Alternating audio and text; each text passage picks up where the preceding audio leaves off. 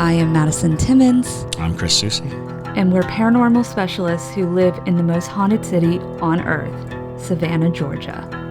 Every day is Halloween in our line of work, so join us as we spin true tales of haunts, murders, and disturbing Savannah history.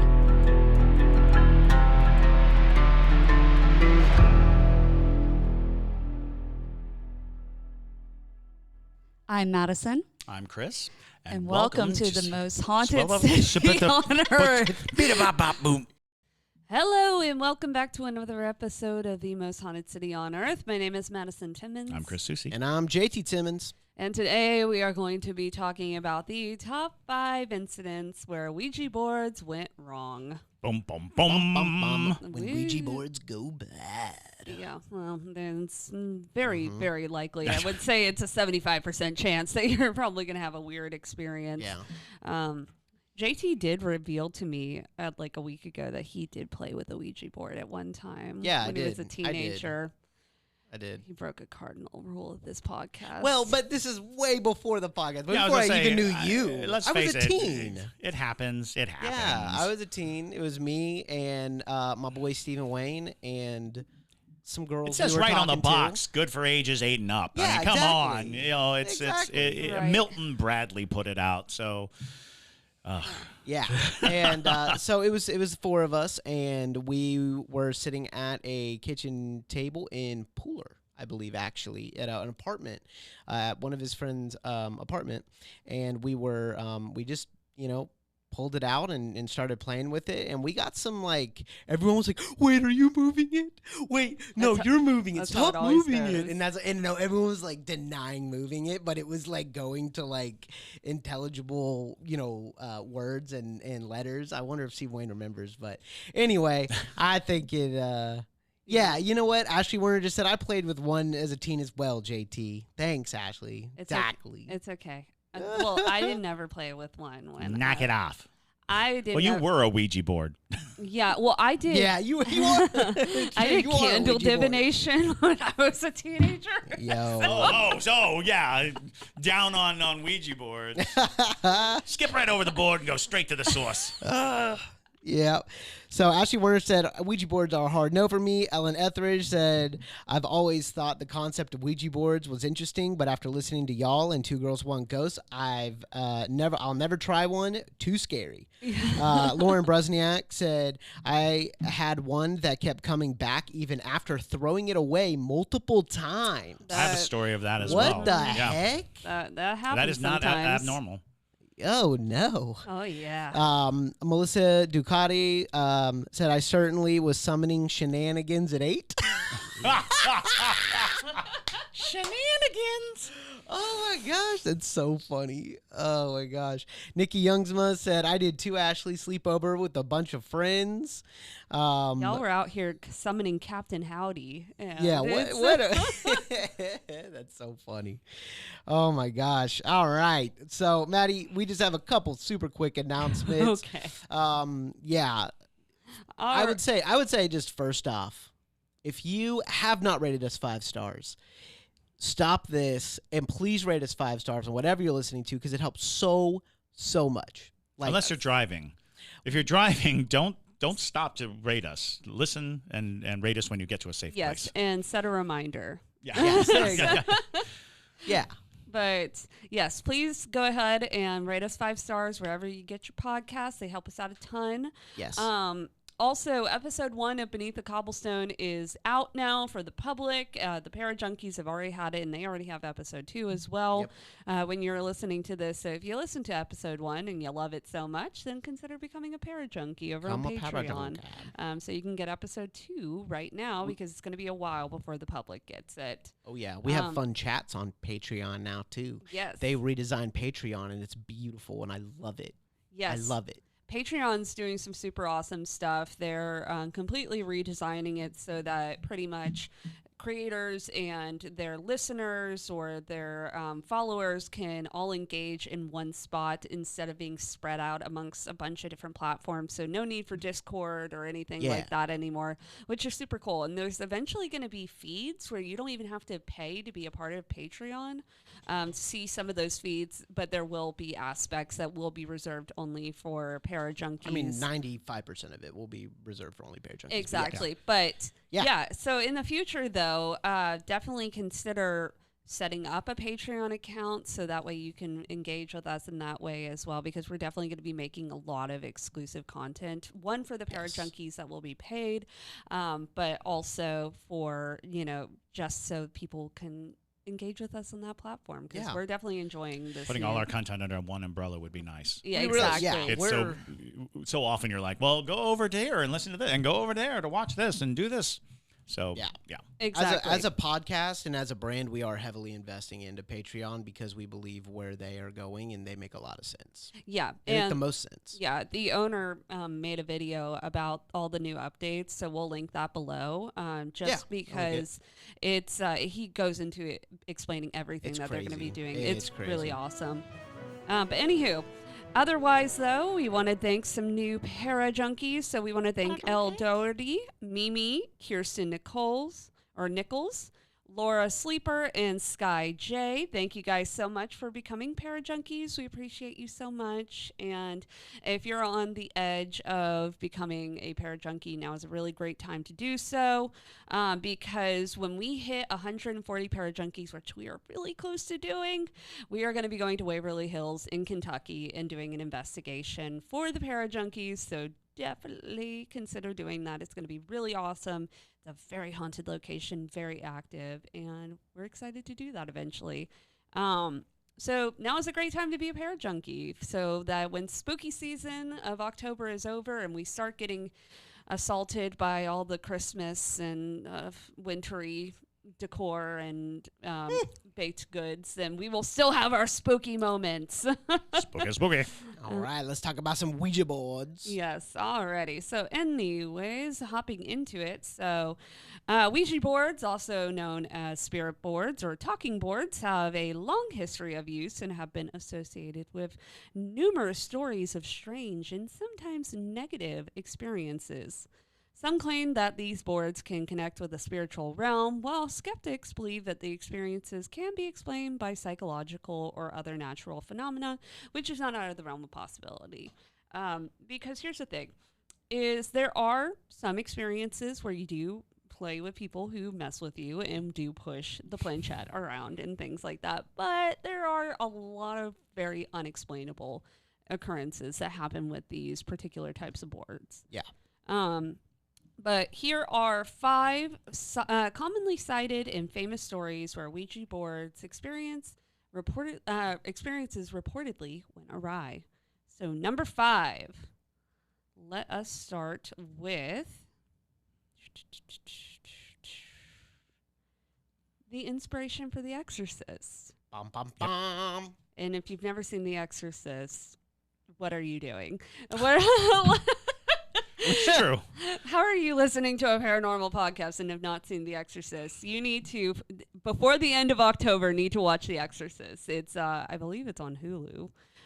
So if you have Hulu, definitely go watch it. But that story, yes, it was based on a book. It was. But the book is based on a true story. So the story that inspired William Peter Blady's novel, The Exorcist, and the subsequent film was based on a 1949 case of a young boy who is typically referred to as Roland Doe. Mm-hmm.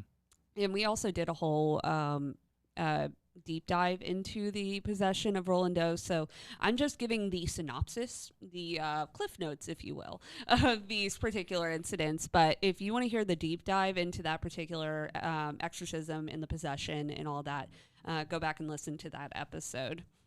But it is said that the boy's troubles began after he used a Ouija board, which then led to strange occurrences and possession-like symptoms and eventually an exorcism.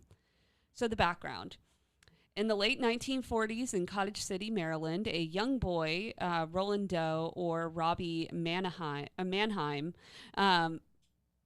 reportedly began to experience strange and inexplicable phenomena following the death of his beloved aunt, who had introduced him to the Ouija board. So Roland started to hear strange noises, dripping water, marching feet, and scratching sounds from inside the walls of his home. Objects in his presence would move on their own, and religious artifacts seemed to agitate him. His bed would shake, which they did include in The Exorcist, which is honestly such a frightening scene. Mm-hmm. And unexplained marks appeared on his body, including words that would seem to be scratched into his skin. So Roland's family would eventually seek help from their Lutheran pastor, who recommended a psychiatric evaluation, which is not uncommon with exorcisms, especially when you're going through the church, particularly the Catholic Church, because they have to be able to be approved for an exorcism, they have to prove without a shadow of a doubt that there is no mental illness present and that this is a true case of demonic possession. Otherwise, they will not take the case, because there have been a number of different demonic possession, in air quotes, cases where it is just severe mental illness, where people have been killed, they have been seriously injured from these exorcisms and not given proper treatment. So that is not uncommon. So when they revealed that nothing was abnormal, because they did like brain scans on Roland, they did, he went to like a ton of different psychiatrists, and nobody could find anything that was like scientifically wrong with him. The family would end up turning to other clergy for assistance. So Roland underwent one exorcism ritual performed by a Catholic priest named Edward Hughes, but the attempt was aborted when the boy allegedly slashed the priest's arm with a bed spring. Whoa. So then the family traveled to St. Louis, Missouri, where they sought the assistance of several Jesuit priests, including Father William Bowdern and Father Walter Halloran, and multiple exorcism sessions were held over several weeks. During these sessions, priests reported witnessing objects flying off shelves, the boy speaking in tongues, his aversion to sacred objects, and more words appearing in red on his skin. And after several sessions, the priests reported that they had successfully driven the demon out, and Roland reportedly went on to live a normal life afterwards, and he named his child, I mentioned this in the exorcism full episode, but you see, he named his child after Saint Michael, because that was the saint that allegedly drove the entity out of him. Wow. So, which is kind of interesting. Mm-hmm. While church officials never made any official statement on the matter, the priests involved documented their experiences, which later became public. And William Peter Blatty's novel and the subsequent film adaptation brought significant attention to the case, solidifying its place in popular culture. And Roland Doe case remains one of the most well-known alleged demonic possession events, in large part due to its influence on pop culture through The Exorcist. So don't play with Captain Howdy, which is, I don't know where they got that name, because that's nothing to do with the Roland Doe case. But the reason why he originally brought out the Ouija board was because he was trying to contact his aunt, which happens a lot with these cases, that your beloved family member passes away, and people who are grieving, they are oftentimes looking for any way to get one last conversation with their loved ones. And so, unfortunately, when they're given these tools, such as Ouija boards, where they believe that this is like a telephone to the other side, darker entities take advantage of that trauma and also their vulnerability in those moments. So it's not uncommon at all, in the slightest bit. And if you've ever been around somebody who is grieving, people can go through really drastic and obsessive type behaviors. And we had mentioned before that being open to a supernatural, experience can easily make you a target.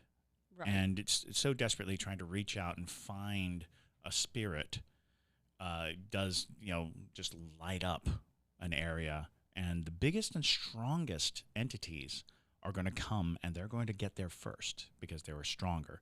And they're going to hold on the tightest because they're stronger. And that is the problem with a Ouija board, is that the moment you touch it, you're saying, hey, I'm open.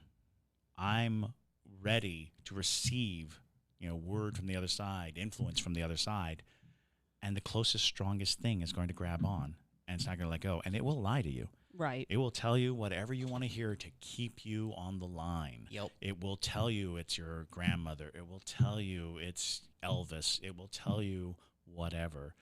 And because it keeps you engaged and it keeps you coming back to it. And that is such a common story, because grief amplifies our sensitivity to, well, anything really, any stimulus. Grief amplifies it. And so, being of grief, it's not necessarily even the board as much as it is your intent and your deep, deep desire to engage. And that's also another thing is you hear a lot of these Ouija boards, and a lot of the Ouija boards that go wrong deal with younger people. The fact that they're young, and we've talked about children being beacons to spirits to begin with. And then you add this element of, I'm going through a ritual, which is what you're doing with a Ouija board. It's a ritual in which I am adhering to certain rules, and all those guidelines become very solidified for spiritual interaction, because the Ouija board entered into, public consciousness as this devil board, witch board. It is this thing that means that there is a line of thought solidified by society that this is a tool for this purpose. Which came first? The idea that this is what happens, or it happening? The fact that we solidified it as something that happens gives it credence, gives it strength, gives it power, and you are likely to draw some, bad mojo your way. Absolutely. So the next one is referred to as the possession in Mexico. Ooh. Mm-hmm. So in 2014, 3 Americans in the village of San Juan, Mexico, allegedly became possessed after playing with a Ouija board. So these 3 American cousins, Alexandra Huerta, who was 22, Sergio Huerta, who was 23, and Fernando Cuevas, who was 18, were staying in San Juan, excuse me if I absolutely butcher this name, Talcotenco. Okay. They decided to use a Ouija board in an attempt to communicate with spirits, just for fun. Happens. So the initial play, if you will. So after playing with the Ouija board, the 3 started displaying highly unusual and distressing symptoms. Alexandra reportedly began to growl, while her relatives reported seeing hallucinations. The 3 of them exhibited trance-like states and spasmodic movements. And these symptoms and reactions, the trio physical and mental states started to deteriorate rapidly. They exhibited blindness, deafness, hallucinations, and dilated pupils, all 3 of them. Whoa. Good Lord. Yeah. I've never heard of this. I Have know. you heard of this, Chris? Nope. It's a very, Whoa. yeah, it's kind of a lesser known. Are they eating case. Tide Pods? Is that what was happening? Oh, no. You know those demonic Tide Pods. I'm telling you. Because that all sounds like certain poisons will do that to you. Right. So local news sources reported that Alexandra was restrained to prevent herself from hurting herself, while her relatives were said to have presented temporary states of blindness and deafness interspersed with periods where they could see and hear but would hallucinate. Oh, wow. Yeah. Wow. So the family's response, concerned by these sudden and bizarre changes, the family believed that they were under the influence of some supernatural force due to the Ouija session. In many cultures, Ouija boards are considered tools that can open doors to the spirit world, as you know, and any negative outcomes from a session can be seen as a result of malevolent forces or entities. And based on this belief, the family first called local religious authorities to perform an exorcism. There was medical intervention, so when the exorcism did not bring relief, the family sought medical help. Video footage emerged showing the 3 individuals in distress, tied down to hospital beds, seemingly in an agitated state. Oh. Doctors assessed them and suggested the possibility that they might have consumed substances that could lead to the symptoms they exhibited. However, no conclusive evidence was reported about the exact cause of their states. The incident quickly gained traction in both local and international media, mainly because of the alarming footage in the connection to a Ouija board session. It sparked discussions about the dangers of dabbling in this type of divination and also brought forth skeptics who believed that there were explanations for the events. Reports following the immediate aftermath of the incident were limited. It's unclear what long-term effects, if any, the trio experienced, and events remains a blend of cultural beliefs, potential medical conditions, or influences in the global fascination with the paranormal. Dang. So that's the thing, is before the Ouija board session, allegedly, they were very healthy, early 20-year-olds, and there isn't really any clear sign that they should have, had any sort of bizarre changes like that. And there wasn't really any documentation of what happened to them afterwards. So, I was just about to say, what happened to them? Were they okay? I don't know. There's not a lot of documentation on that. No. Do you think the Catholic Church covered it up? Because they died or something? Maybe. I mean, there could have been wild. malpractice. What's strange is that the extended family seemed to suffer the same symptoms, which, right.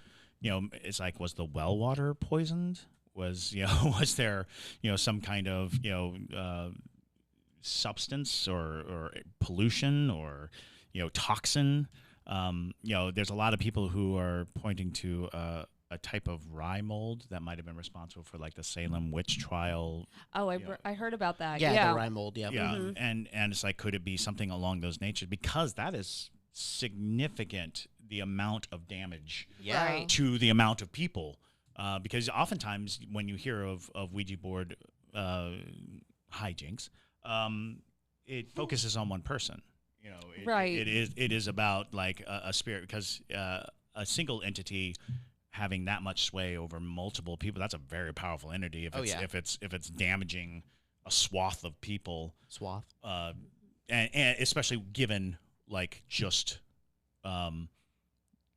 the point of contact being these isolated 3, and then it extended to the family. Right. That is pretty abnormal in my experience, or in the stories that I know of. However, Bizarre compelling, case. compelling nonetheless. That's I would love to find out if there are any follow-ups. Seriously, Right. Surely there must be Well, by now. And if not, perhaps this podcast will bring about a new interest in it. Right. Well, this only happened in 2014. It wasn't that long ago, Yeah. so it's I would think that there would be more to it, because that is also happening right in the height of a media fascination with the paranormal. Mm-hmm. With a huge resurgence of people focusing on it. So I would be interested if anybody out there knows anything. Send it in. Absolutely. That's wild. Yeah, it's it's a bizarre case, which even though it's a very short synopsis of what all is out there, it's still just fascinating, especially because of the fact that they had blindness and deafness, and then they would suddenly regain those abilities, but only to hallucinate and then go right back into it. Just weird type Very behavior. strange. Very peculiar. Well, the next one, number 3, is one that y'all are probably familiar with. And also we have done a deep dive into this one. So if you want to know more about this particular incident, go and listen to this episode. But this one is referred to as the Zozo phenomena. Yeah. Yeah. Zozo. Yes. JT was very into the Zozo thing. Was I? Yeah. Zozo. Okay. We've done a lot. Yeah. So I'm yes. freaking lost right now, but yeah. Yes. Well, you know how JT is with his demons and things like that. But I do love a demon. So many Ouija board users have claimed to come in contact with an entity called Zozo. Encounters with this entity are often described as negative, leading to feelings of dread, physical harm, or even possession. Now, there is some name variations with Zozo. So Zozo is most commonly the name that is reported, but there are variations like Zaza, Mama, Oz, Zo, and Abacus have all been associated with this entity. Now, the characteristics of the encounters. So interactions with Zozo often start off benign or neutral, but can quickly turn negative. Users have reported rapid figure 8 movements of the planchette, or the moving between the letters Z and O repetitively. Others mention receiving threatening messages, experiencing bad luck after the encounter, or feeling a dark presence. Now, I'm going to list you some of the encounters that people have had with Zozo. So the first one is the Darren Evans encounter. So one of the most publicized stories about Zozo comes from Darren Evans, who has recounted his experience in various media outlets and on his blog. And according to Evans, his first contact with Zozo occurred in 2008 when using a Ouija board. The interaction started innocuously but grew increasingly menacing. Evans claims that Zozo tormented his family, caused physical harm, and even predicted the death of a family pet. Dang. Mm-hmm. And the alleged hauntings escalated to the point where he sought the help of religious leaders and paranormal experts. There is also the I Am Zozo film. And based on reported... I Am Zozo film? Yeah. Well, the film is called I Am Zozo. Oh. Yeah. Okay. Based on reported real events, this 2012 horror film centers around a group of friends who encounter Zozo during a Ouija board session on Halloween night. And as the story unfolds, the entity's malevolent nature becomes evident, leading to terrifying events. There's also a slew of internet forums and things like that that have people's encounters. Many individuals have taken to online platforms to share their personal experiences with Zozo. Common threads in these accounts include the rapid movement of the planchette spelling out Z-O-Z-O, a shift in the atmosphere once Zozo identifies itself, and subsequent misfortunes or negative experiences after the session. And then the last one is Rose's story. And shared on a paranormal forum, a woman named Rose recounted her daughter's encounter with Zozo after using a Ouija board. Her daughter became increasingly withdrawn and began to exhibit unusual behavior. One night, Rose found her daughter scribbling the name Zozo repeatedly in a notebook, and the daughter had no memory of doing this and exhibited behavior changes and health issues for weeks afterwards. Wow. So a frequent theme in Zozo's stories is that the entity's penchant for causing harm or predicting tragic events. For example, some users reported Zozo making threats against them or their loved ones, or foreseeing accidents and illnesses. So that's really the big thing. And more than likely to me, what that sounds like is that Zozo, whatever that the real name might be, because I don't believe his actual name is that. I think that's the guise, if you will.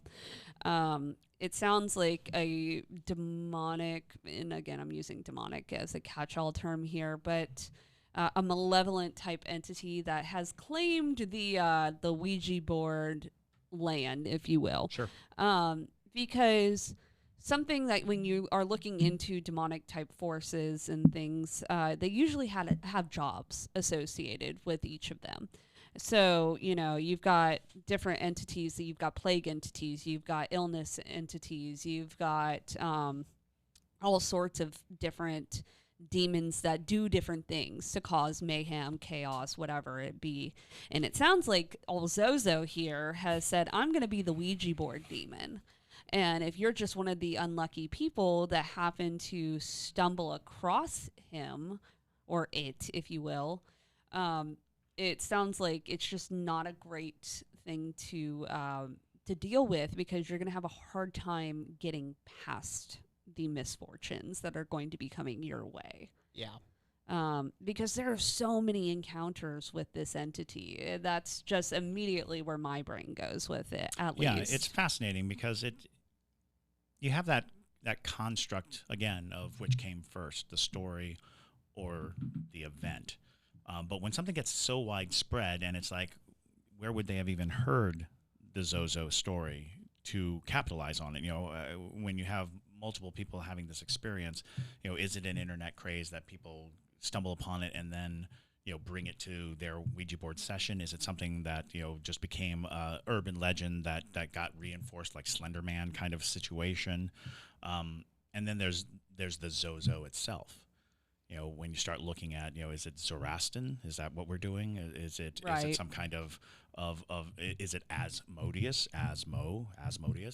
Are we looking at a simplification of demonic names? Is it or is it just the nature of a spirit can manipulate things, and Zozo's just an easy back and forth?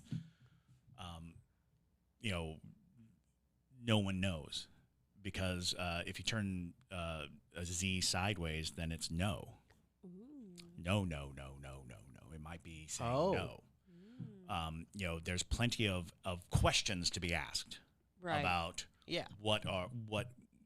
what is happening here. But the fact that there's enough stories about it and there's enough interest about it, that becomes the conversation. It's like, if enough people are aware of it, it can absolutely have an adverse effect on you. So, be very mindful when going into any situation, that a lot of the times these stories are so disconnected that when we draw the lines between them, we're reinforcing them. And if you want to hear more about the Zozo craze and things like that, go back and watch that episode, because we did a very deep dive into Zozo and all of that jazz. So again, these are the overviews, if you will. Okay. So number 2 is called the Ouija board trial. The Ouija board trial? Yes. Okay. In 1994, Stephen Young was convicted of the double murder of a couple in the UK.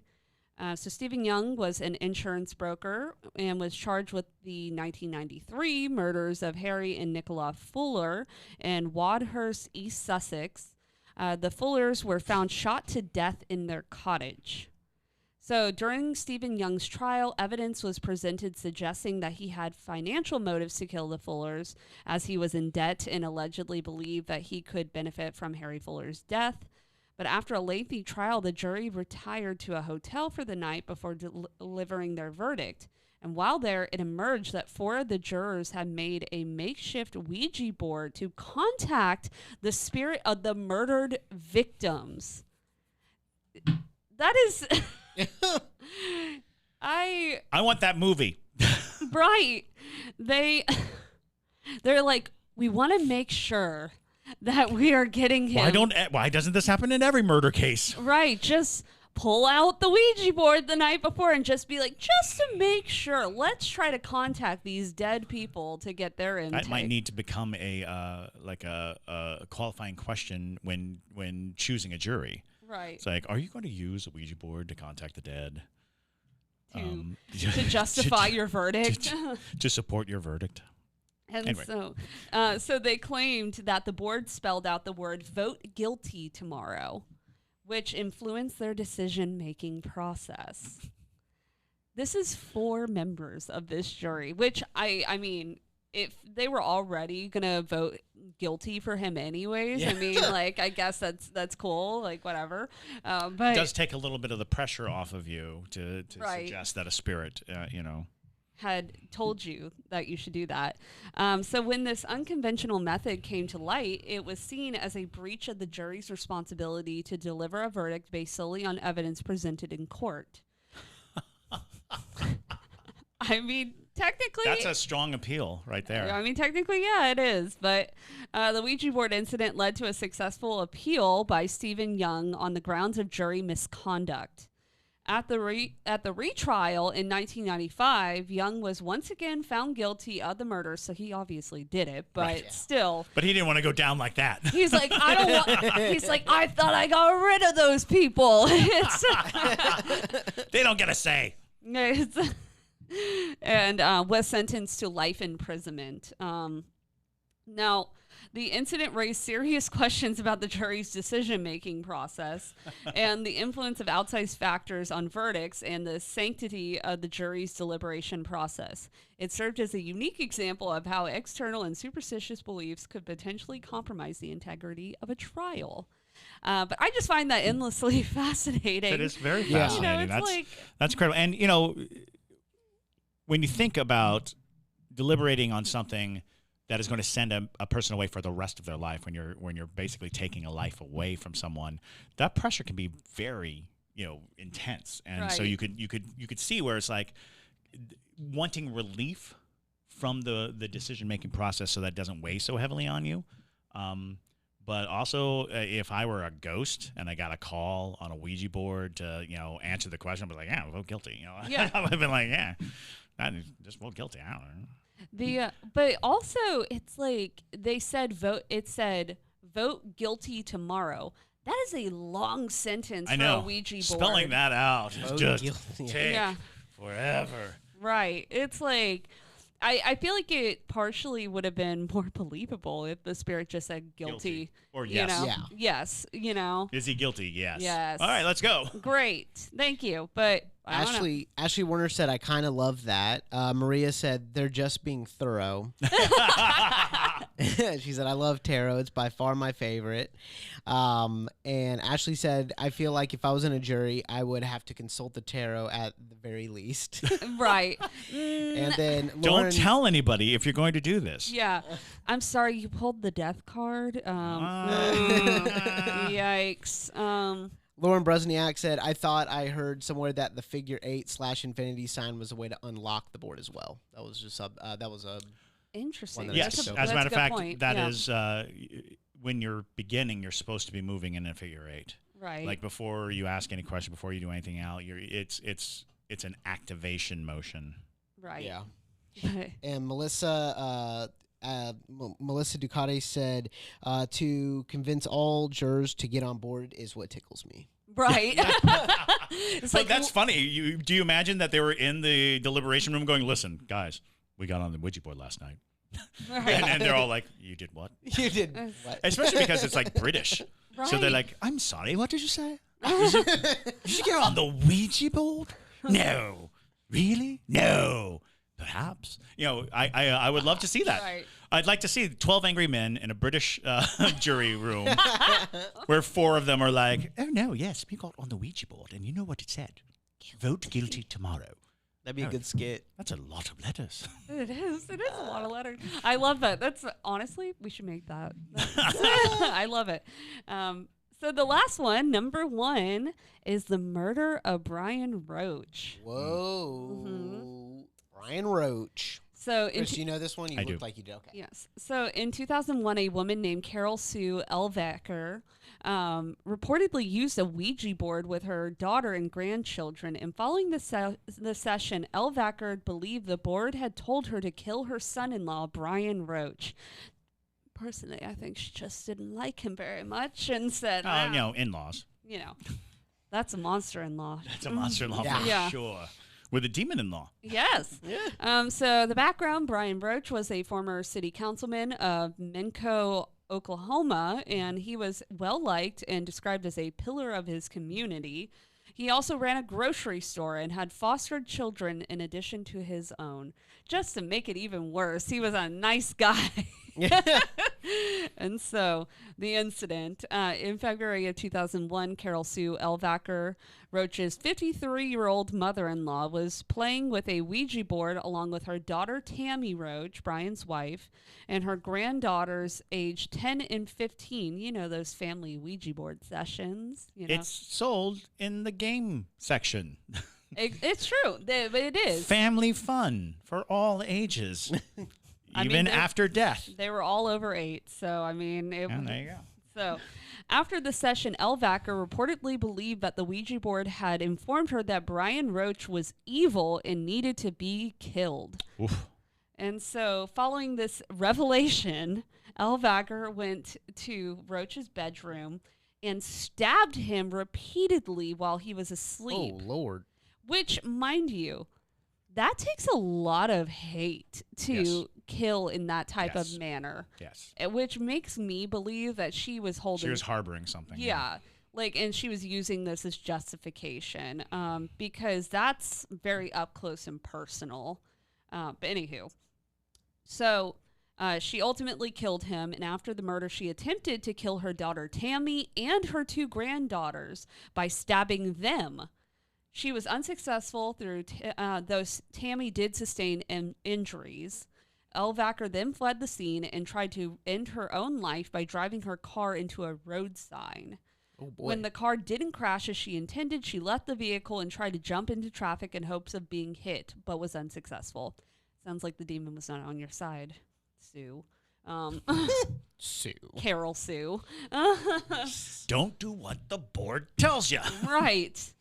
That's like number 1 rule. Don't listen to it. But anyways. So Carol Sue Elvacker was found not mentally competent to stand trial. What? Right. Sorry. That's terrible. Right. So she was diagnosed with dementia and other... She was 53, though. That's a little early for dementia, isn't it? There's all kinds of causes for dementia. I guess. But other mental issues as well, which might have influenced her violent behavior that night. She was committed to a psychiatric facility, and the event stirred a lot of media attention and debate on the dangers or perceived dangers of dabbling into Ouija boards. Many, however, argue that it was Elvacker's pre-existing mental health condition rather than the Ouija board itself that led to the tragic event. And it's neither here nor there, in my opinion, because she could have been very mentally unstable, and it definitely sounds like she was mentally unwell. But it's not unheard of that people dabble in Ouija boards and get taken advantage of when they are in weakened mind states, especially if she is that depleted where, she's open to trying to murder her entire family and then throw herself into traffic. So, and it's worth noting that there's no mention of the other family members witnessing the board writing out, your son-in-law is evil, he has to be killed, which kind of tilts it into almost schizophrenia, that, if she thought the board was talking to her and it was giving her commands, it does kind of fit closer in that realm. And that is, that's a terribly tragic story, to start with. And then it comes down to, well, what are the goals of the person utilizing these tools? Oftentimes grief drives people to it. Sometimes it's pure boredom that drives people to it. And sometimes it is some form of validation for dark thoughts. Yeah. Like you're having dark thoughts, you're having dark sensations, you're having dark feelings. You're going to turn to a tool that may give you the answer to your darkness, to your own personal darkness. And then you can say it was the board and not you. Right. Just like Ronnie from Amityville Horror. Right. Yeah. It said the TV told him to do it. It's and it happens. I've known several people with schizophrenia who have to draw very strong lines around. I had I'll call him a friend who believed that Tori Spelling from 90210 talked to him all the time through the TV, and he had to come to grips with the notion that Tori Spelling was not talking to him. Right. But to him, it was more like ignoring something very real.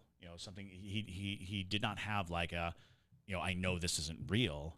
It was I'm going to ignore Tori Spelling. She's not speaking to me. Wow. Yeah, it's nevertheless, whether it is fully mental health, which obviously definitely not denying that that is a part of that case. It's still a fascinating situation whenever that happens with Ouija boards and things like that. And I guess the best rule of thumb is if you do play with a Ouija board, which we are highly advising against. Please don't. If you do, though, don't do anything or listen to anything that it tells you, because that is not sound advice. And never do it alone.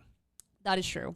And a lot of people will say, don't do it alone because you're susceptible to possession. You're susceptible to, influence. But the real truth of the matter is, if you do it alone, you don't have that one safety of believing the other person's pushing the planchette. Right. If you're doing it alone, you don't have the ability to suggest that someone else might be messing with you. If you do it with other people, no matter what the message is, you could always reason out that one of the other people was forcing the planchette. If you're doing it alone, then you are more susceptible to believe whatever messages might come through. Yeah.